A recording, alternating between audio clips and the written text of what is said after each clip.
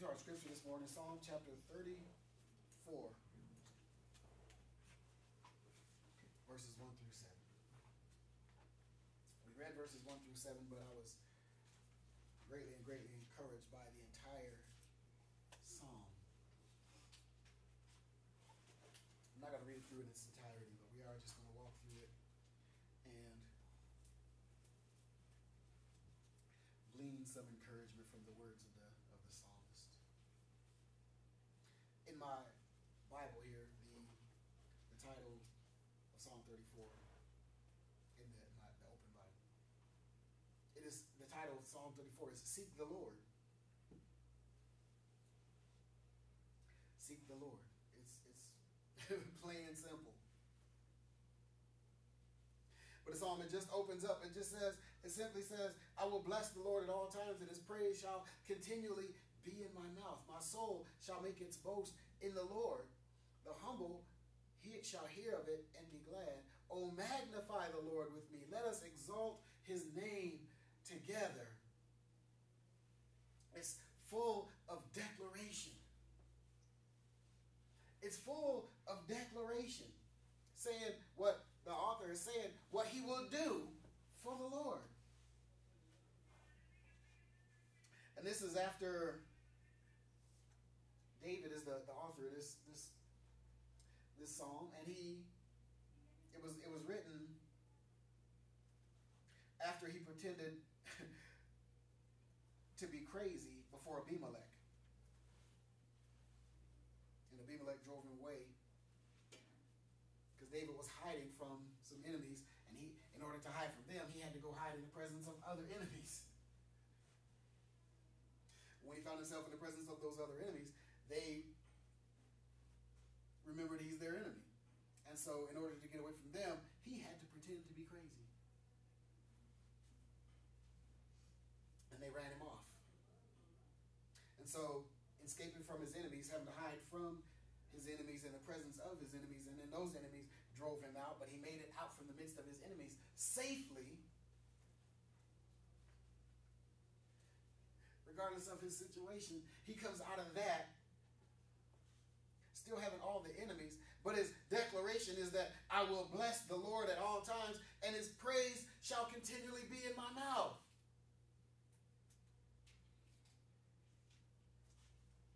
I will bless the Lord at all times. I will not just bless the Lord when it's sunny out. I will not just bless the Lord when things are going well for me. I will bless the Lord at all times. David is saying here, his praise shall continually be in my mouth. My soul shall make its boast in the Lord. The very essence of my being, who I am, deep down on the inside that man can't touch, will cry out to the Lord. It shall boast in the Lord, because it's only because of God that we're still here.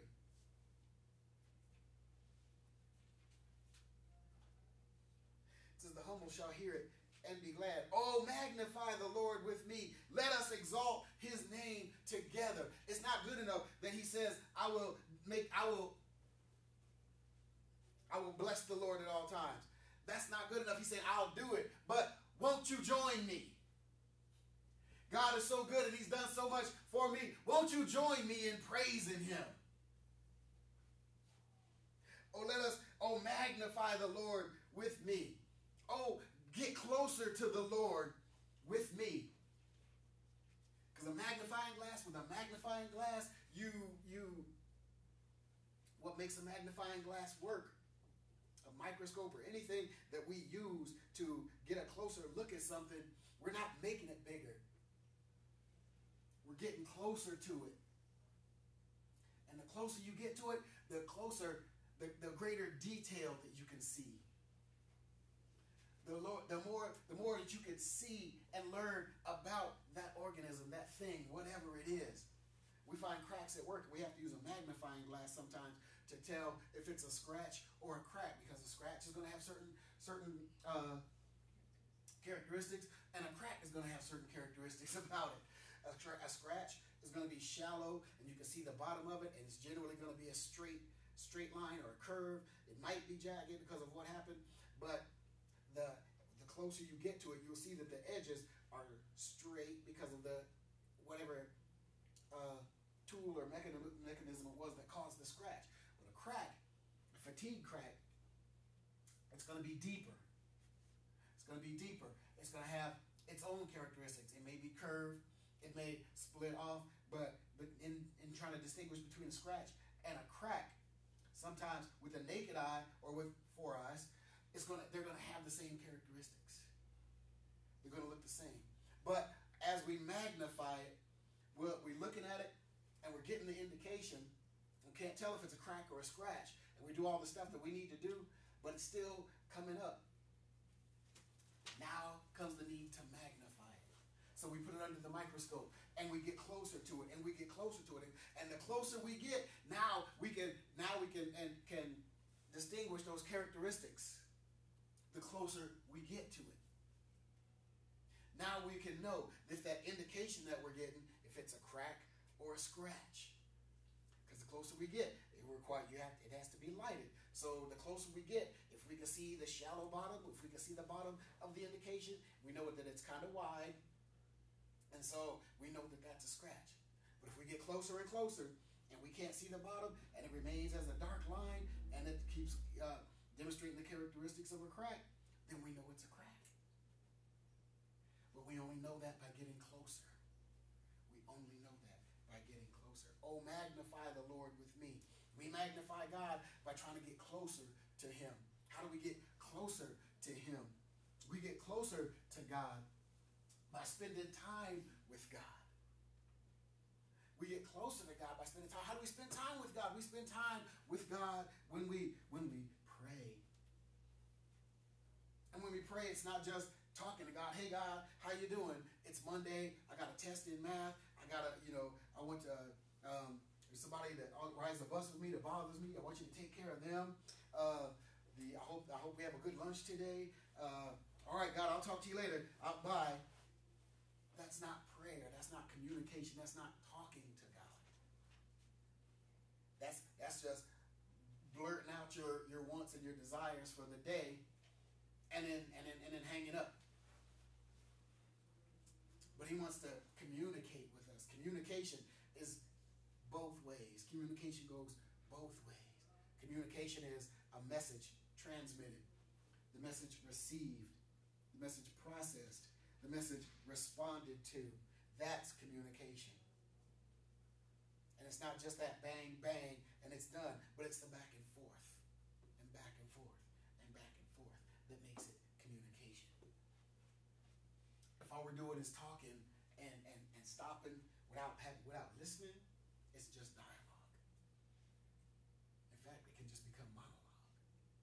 All by yourself, you're just talking. But you're not giving God a chance to say anything. You're not giving God a chance to reveal himself, who he is. That's how we get closer to God. We get closer to God by reading his word, studying his word, learning what his word says about him, who he is. Because if we'll do that, if we'll press into God, if we will magnify him, if we'll press into him, if we'll pray and talk to him, if we'll read his word, when we gather for the times that we gather for Bible study, for church, hearing the worshiping him, hearing the word being brought forward, this is spending time with God as well. This is how we spend time with God. And this is how he reveals himself to us. God's not sitting in heaven. God's not sitting in our midst, yet trying to not show us who he is. He desires that we gather together so that we can come in and so that he can manifest his presence in here, so that we can experience him, so that we can learn about who he is. Not just because I'm up here saying words, but because in his presence there's fullness of joy. And at his right hand are pleasures. I keep wanting to say treasures, but in his right hand are pleasures evermore.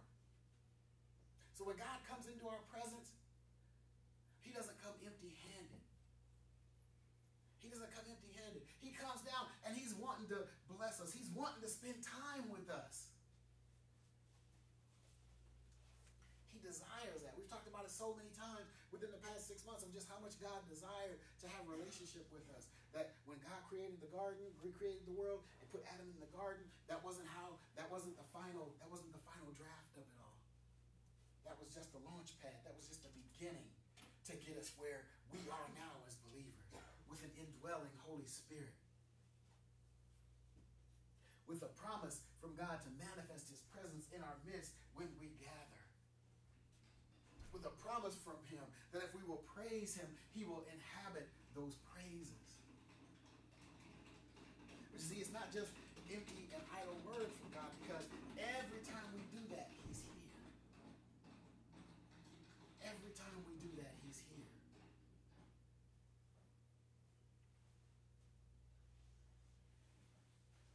Oh, magnify the Lord with me. Oh, press in. Oh, let's get closer to God together. Oh, let's get closer to God together. Let us exalt his name together. Verse 4 says, I sought the Lord and he heard me, and he delivered me from all my fears. This is a declaration of what God has already done. This is David looking back over his life and just in his situation and his present circumstance. I sought the Lord and he heard me and he delivered me from all my fears. From all my fears. He doesn't say he delivered me from my enemies. He's saying he delivered me from all my fears. Because there is no fear in love. Perfect love casts out fear. What is that? God is love. So if God is love, and there is no fear in love, for perfect love casteth out fear, we should be pressing into God. We should be magnifying the Lord. The word says, I sought the Lord and he heard me. David has reminded himself of what God has done for him. He's reminded himself. He's thinking back. If David were Jonathan, if David were you, David would be saying, you know what? I asked for a football, and God heard me, and he gave me a football.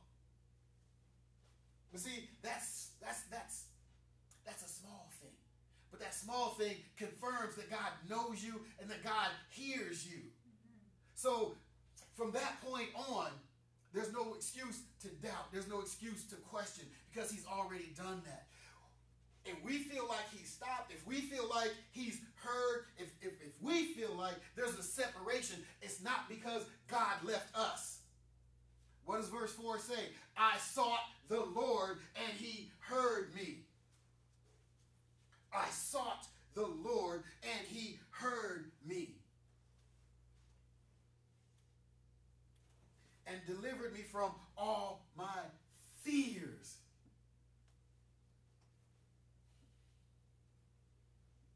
All my fears. All the false evidence appearing real. All my fears. He delivered me from all my fears. You have to seek the Lord. You have to seek the Lord. As God goes, he's put everything out there. He's put everything out there. He's provided us a Savior. Provided us the means by which we can approach his throne of glory, with confidence. He's provided us the means. We have to seek him. But remember, this is after he's declaring, I will bless the Lord at all times. His praise shall continually be in my mouth. So I already have some kind of perspective already going on in my head, reminding myself about who God is. I will bless the Lord at all times. Why will you bless the Lord? Why will you speak well of the Lord? Why will you bless the Lord? Because he is God. Because he deserves that. And his praise shall continually be in my mouth. If praise is continually in our mouth, there's no room for complaining. There's no room for backbiting. There's no room for anything other than praise. For example, if I take a giant bite of pizza I'm chewing that. It's going to be real hard for me to take a bite of anything else, even more pizza. Why? Because pizza is continually in my mouth till I chew it and until I swallow it. Then I make room for something else. When that pizza departs my mouth, then I have room for other things. But David is saying, his praise shall continually be in my mouth. His praise shall continually be in my mouth.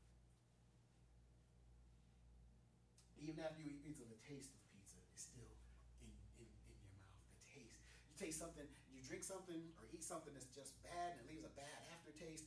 It's like it's continually in your mouth. And you got to try to drink something or eat something else to try and overwhelm that flavor, to get rid of it. But see, with praise, we don't want to. We don't want to get rid of that taste.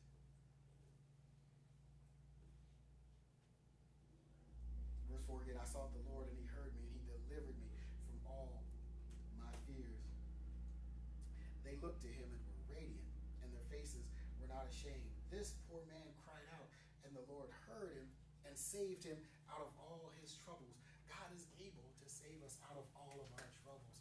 No matter what our troubles are, it says all of our troubles. It doesn't say today's troubles. It doesn't say just yesterday's troubles. It says all of our troubles. God saves us from all of our troubles. This poor man cried out to the Lord. David is talking about himself. This poor man cried out to the Lord, and the Lord heard him and saved him out of all his troubles. He's saying it over and over again. He says, I sought the Lord and he heard me and he delivered me from all my fears. This poor man cried out to the Lord and heard him and saved him out of all of his troubles. Verse 7 says, the angel of the Lord encamps all around those who fears him and he delivers them. We just sang the song that God is deliverer. Deliverer, deliverer, deliverer. We just sang that. And here it is in the word.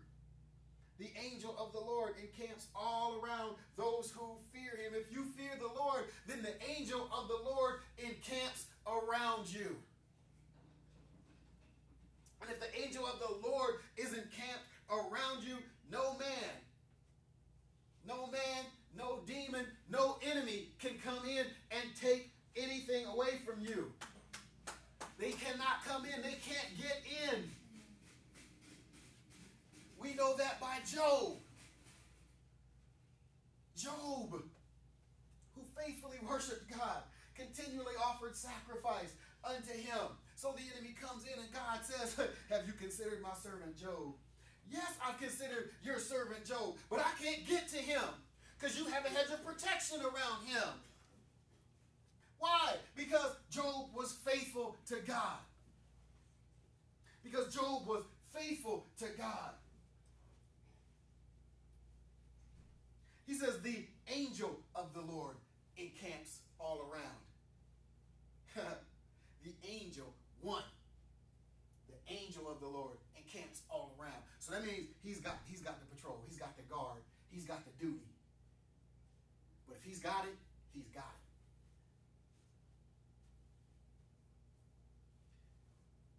The angel of the Lord encamps all around those who fear him, him being God, and he delivers them.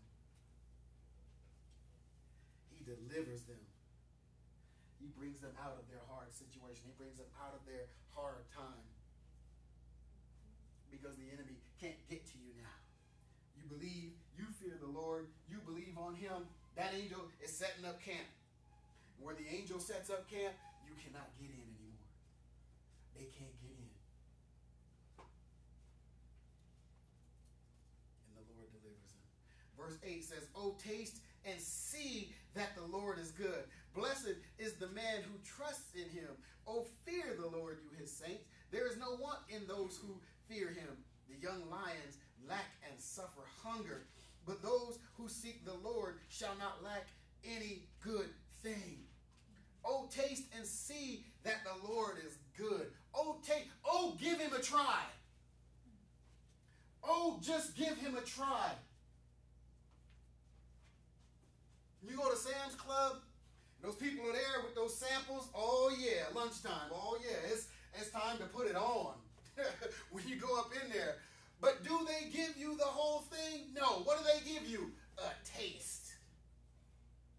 A taste. And by that taste, you know if you like it and are going to go buy it, or you just like it and know that at some point you're going to come back for it, or I ain't get that. But taste and see that the Lord is good. See, when they out there with them samples, they're saying taste and see if you like it. Try this. See if it appeals to your taste bud. But the author here, David here, is saying taste and see that the Lord is good. If you will just take a little small bite of God, if you will take, and it's interesting that he says taste, because in order to taste involves, you have to take it in. You have to take it in. I can go up to that lady with that smoked ham, little toothpick in it and everything, that little hunk, and I can walk around with it all day, through Sam's Club all day. But I don't know how that ham tastes. I don't know. I don't even have to go up and take one. I can walk around. I can know that she's got that ham over there. I can know that it's ready and hot and fresh out of the microwave. But if I'm over there looking at cereal, I don't know how that tastes. I can stand there right where she is and I can stare at it all day long. But until I pick it up and I put it in my mouth and I let it run across the taste buds, then I know what it tastes like. I've tasted ham before. I know what ham tastes like in general. I've tasted good ham and I've tasted bad ham. But I don't know which category this falls in until I pick it up and I put it in my mouth. We have spent our lives before and after Christ putting things in our mouth to see what tastes good. But if we will sample God, if we will take that taste of God and see that he is good, we go to the second part of verse 8. Blessed is the man who trusts in him. If you taste and see that God is good in your life, blessed is he who trusts in him. Blessed is he who trusts in him. Taste and see that the Lord is good. Take him in. Truly take him in. Don't pick up the sample and walk around with it. Don't ask the person who, because I can ask that lady all day the information. Well, this is available in aisle 7, and it's on sale today. If you buy 2, you get 2 free. That doesn't tell me how that ham tastes. That doesn't tell me if I want to buy it or not. When I pick it up and I put it in my mouth, when we can go, we can hear all day. We can hear all day about the Lord. We can hear all day how good he is. We can hear all day how powerful he is. We can hear all day that he loves us. We can hear all day that he sent Jesus to die on the cross for us. But until we take that information and we put it in our lives and taste it and see that God really is good,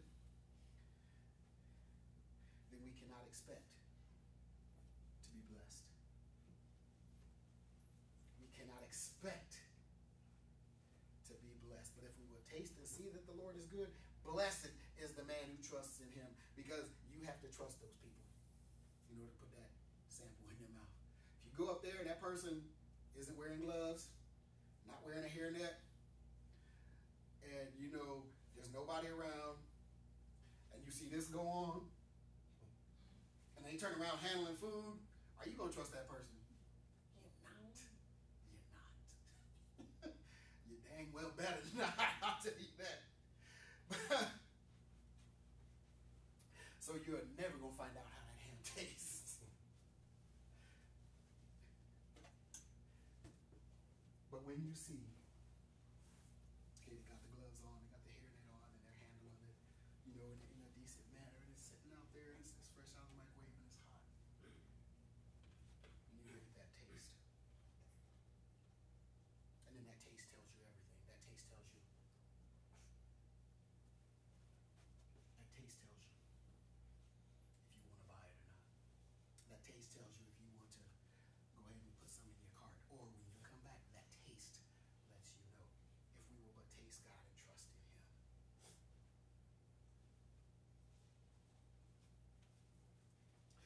Verse 9, oh, fear the Lord, you saints.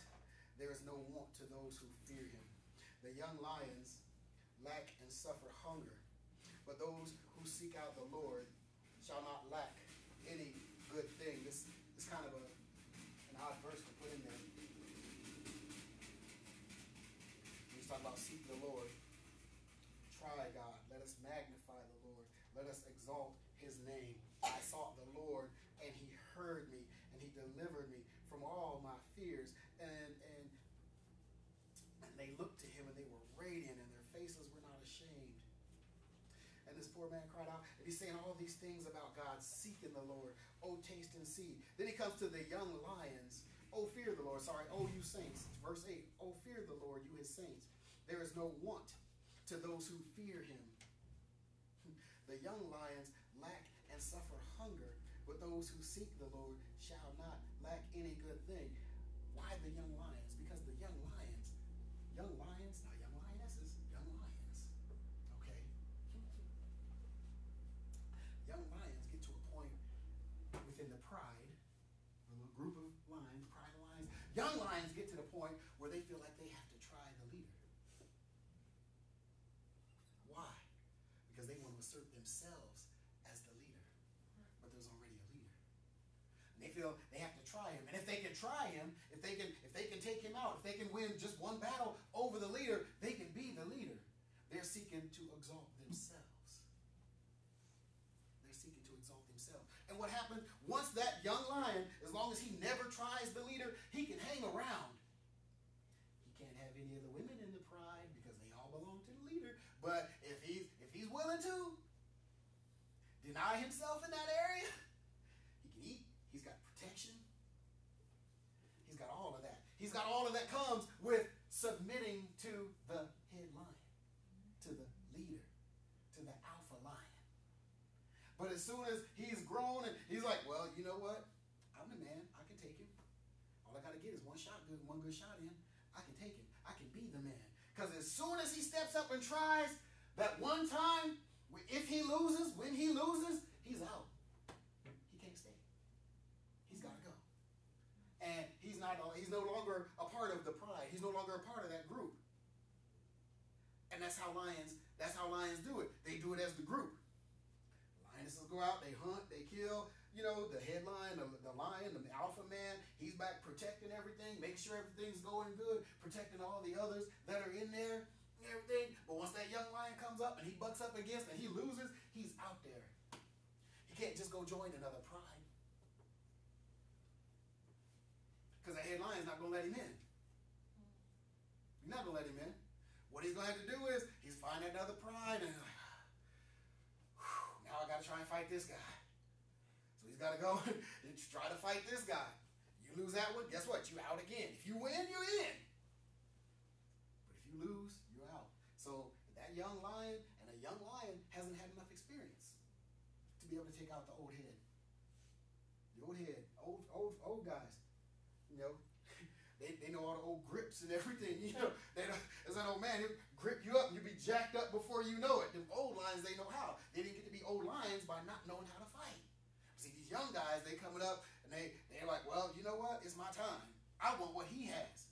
I want what he has. But see, here's this saying, oh, taste and see that the Lord is good. Blessed is the man who trusts in him. Oh, fear the Lord, you his saints. There is no lack in those who fear him. Once that young lion stops fearing that head lion and steps up to him and you lose, you're out. Don't step up to God like that. Don't step up to God like that. Stay humble. Stay humble. Stay in fear of him. Not fear like he's Freddy Krueger. He's going to come and slice you up when you go to sleep. No. Fear as in awe and respect. Fear him. Fear what's going to happen if you get out from under. If you fear that. If you want to be scared, okay? But if you just want to taste and see that the Lord is good, it requires that you fear him. It requires that you trust him. The young lions, they lack and suffer hunger. But those who seek the Lord shall not lack any good thing.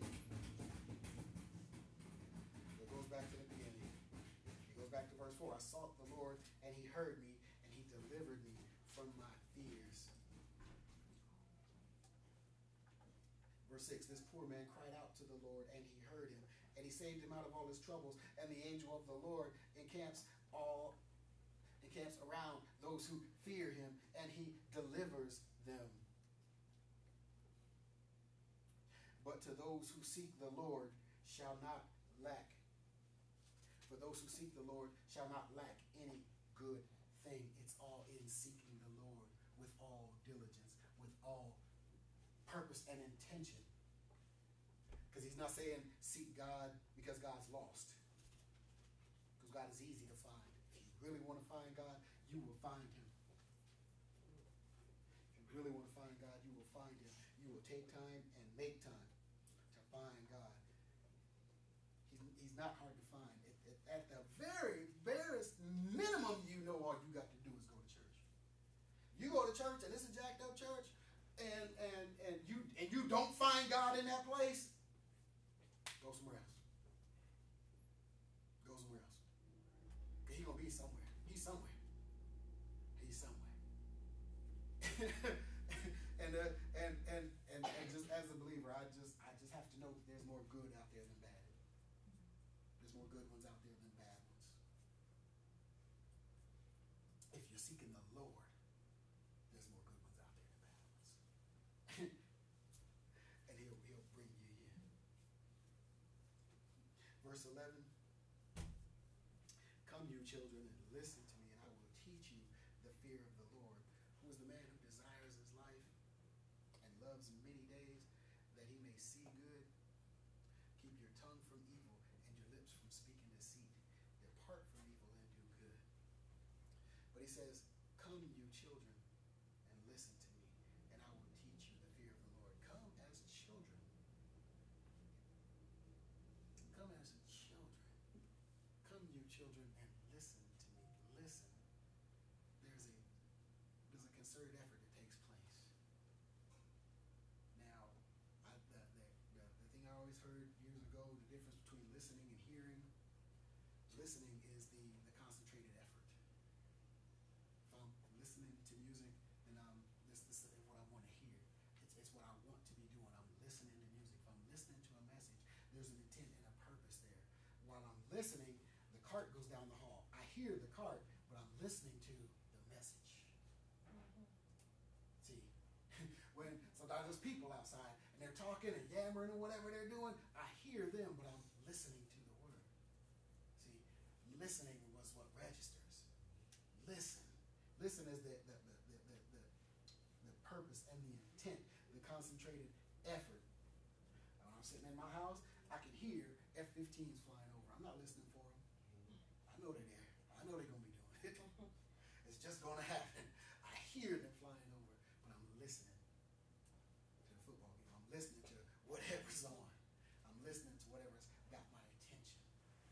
It says, come, you children, and listen to me, and I will teach you the fear of the Lord. And the whole rest of the chapter, we just go on and he talks about some of the attributes of God. Verse 15, the eyes of the Lord are on the righteous. His ears are open to their cry. The face of the Lord is against those who do evil, to cut off the remembrance of them from the earth. Wow. God, this is, just listen to this for a second. The eyes of the Lord are on the righteous. His ears are open to their cry. The face of the Lord is against those who do evil. So if you take that for what it is, the eyes of the Lord are on the righteous. His ears are on intent, but his face is against those. His face is against those who do evil. God is facing those us. If his face is against those who do evil, if God is who he says he is, and his face is against those who do evil, why are we worried about them? Why do they get so much attention from us? Why do they get so much worry and concern from us? If God's face, it says we can't even handle seeing God's face. We can't handle seeing God's face, but his face is against those who do evil.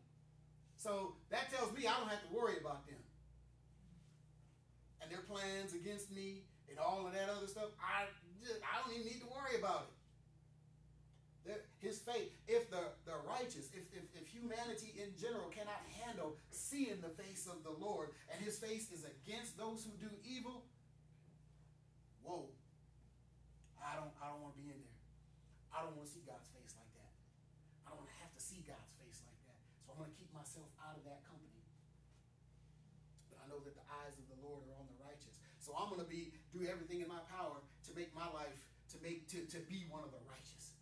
I want God's eyes on me. I want God's eyes on me. You know, this right here, you know, we don't want that from other people. Unless you know I'm watching you. I'm watching you. You know, I don't need that from I got that from God. This right here, that's his promise. That's God telling me. That's God telling me. That's what I want. That's what I want. And his ears are open to their cry. The face of the Lord is against those who do evil, to cut them off from the remembrance of the earth. Oh my goodness.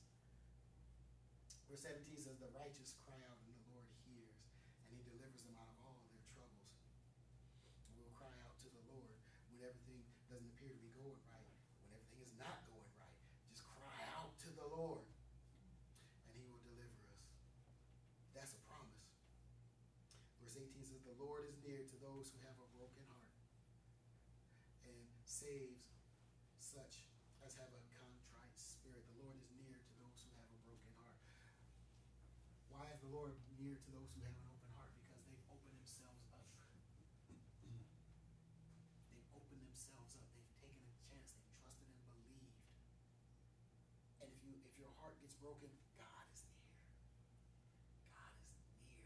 If your heart gets broken. See, we work all our lives. We put all our effort into making sure our heart doesn't get broken. We do everything in our power to make sure our heart doesn't get broken. See, we're gearing up like a hockey goalie. You know what I'm saying? We got the Jason mask on. They don't even wear those anymore. That's just an unsafe thing. But they got the mask on. They got the big fat pads. They got the big stick, all the gloves and everything, and the shin pads and all of that. And that's how we want to walk around to make sure our heart doesn't get broken. What usually ends up happening? It gets broken. It gets broken because we can't do it like God can do it. But see, God's not trying to prevent it. If it happens, he says God is near. He is where he is. We press in and we magnify. But if you mess around, if you're out there and you're just doing things because you're living by the word and your heart gets broken, God comes near. God, the healer. Abba Father, Jehovah Jireh, Jehovah Nisi, Jehovah Shalom, Jehovah Sekenu, Jehovah who is I am that I am, comes down and gets near when your heart is broken. So, in essence, if you're trying to prevent your heart from being broken because of fear, because you just don't want your heart broken, don't like the way that it feels when your heart gets broke, then we're in essence trying to keep God from doing what he wants to do. Because he can restore, he can rebuild. And what he restores and rebuilds is better than it was before. Verse 19. Many are the afflictions of the righteous, but the Lord delivers them out of them all. He guards all his bones. None of them is broken. Evil shall slay the wicked, and those who hate the righteous shall be condemned. The Lord redeems the soul of his servants, and none of those who trust him shall be condemned. That is a final word. If we read through Psalm 34 and don't come out of there encouraged, then we're just not getting it. Then it's like walking into a free all-you-can-eat buffet and coming out hungry. And that has never happened to me. Amen.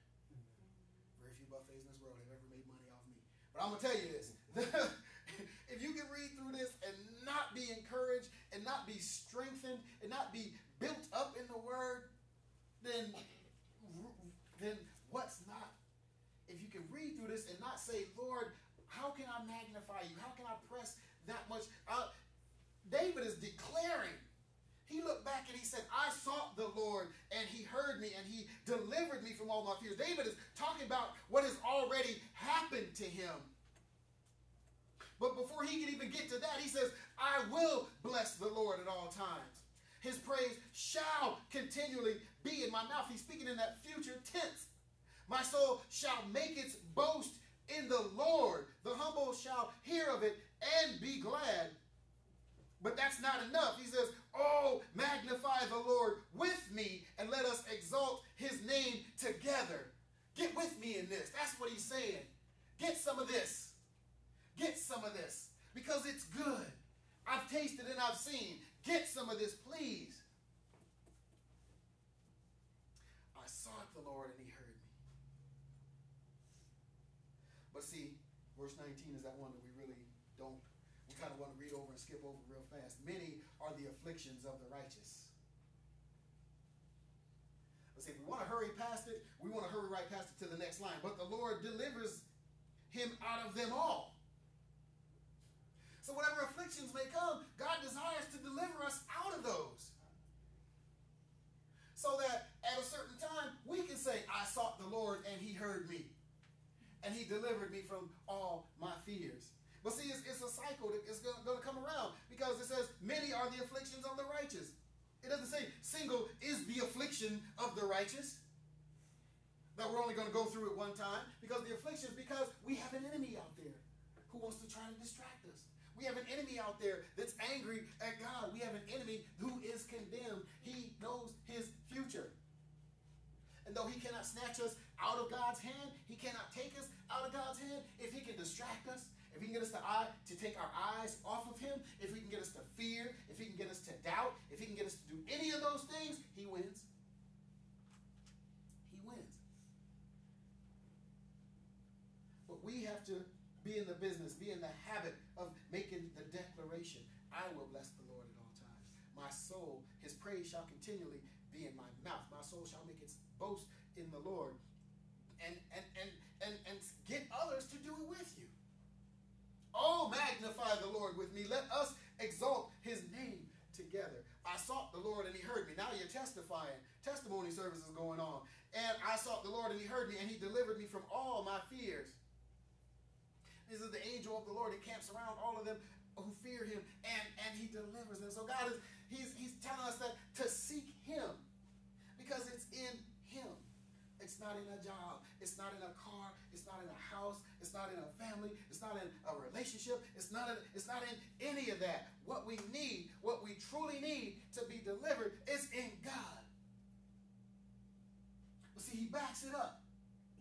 Matthew 6:33 says, but if you seek first his kingdom and his righteousness, all these things will be added unto you.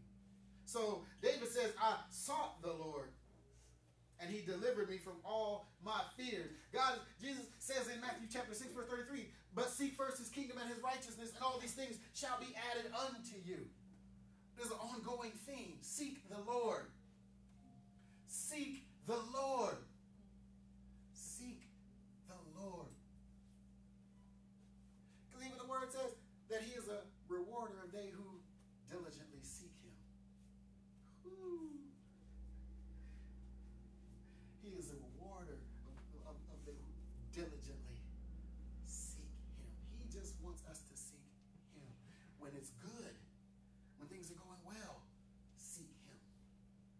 Seek him. I will bless the Lord at all times. His praise shall continually be in my mouth. I will bless the Lord when times are good. I will bless the Lord when times are bad. Because it's easier to forget the Lord when times are good. It's easier when that big check rolls in, when your ship comes in, it's easier to forget God. Not so, you say. No, true. It is true. Read Genesis. Read about the nation of Israel. Read about the children of Israel. How often they got into bondage, hard times, strict, hard labor, slavery, and just bondage and everything. Then they sought the Lord. But during the good times, that's when they strayed. That's when they got away. That's when they forgot.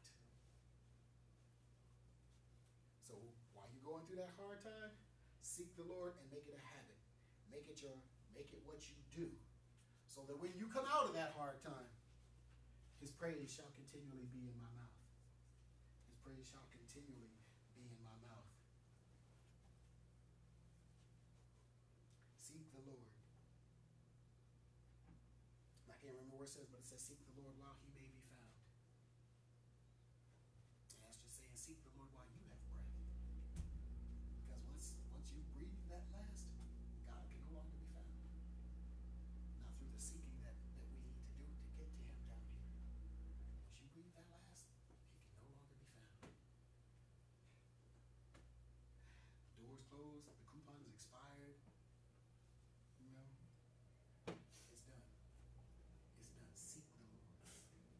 Seek the Lord. Amen. Hey, man, let's give God some praise this morning.